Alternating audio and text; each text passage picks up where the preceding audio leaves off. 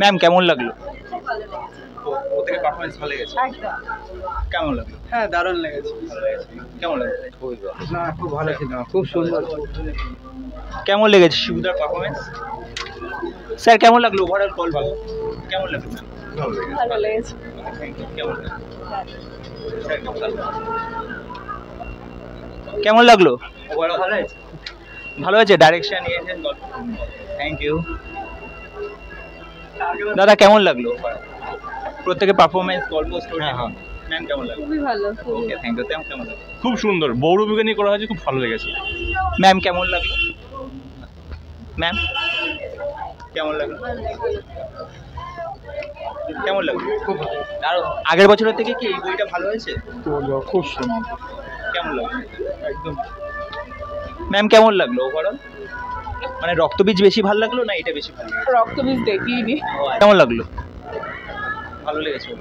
Ma'am কেমন লাগলো overall? খুব ভালো। ভালো লেগেছে। খুব সুন্দর। স্টোরি টেলিং, শিবু স্যারের পারফরমেন্স, দুর্দান্ত দুর্দান্ত। আর খুব সুন্দর লাগলো। রীতা ভরির পারফরমেন্স, তারপর কৌশানীর পারফরমেন্স। খুব সুন্দর। আমি তো দেখে অবাক যে এত সুন্দর হতে পারে। আর হট করে দেখে মনে হচ্ছিল যে কি হবে, কিন্তু জাস্ট স্টোরি দেখে অবাক। খুব সুন্দর হয়েছে, খুব দুর্দান্ত। Okay ma'am, thank you. লাগলো তোমাদের একটু বলে যাও। দারুণ লেগেছে। সবার পারফরমেন্স ভালো লেগেছে? হ্যাঁ হ্যাঁ হ্যাঁ। কেমন লাগলো তোমাদের? বিয়ে দিয়ে দিবি।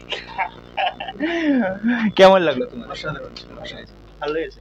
ওকে, থ্যাংক ইউ। কেমন লাগলো একটু বলো, জানো।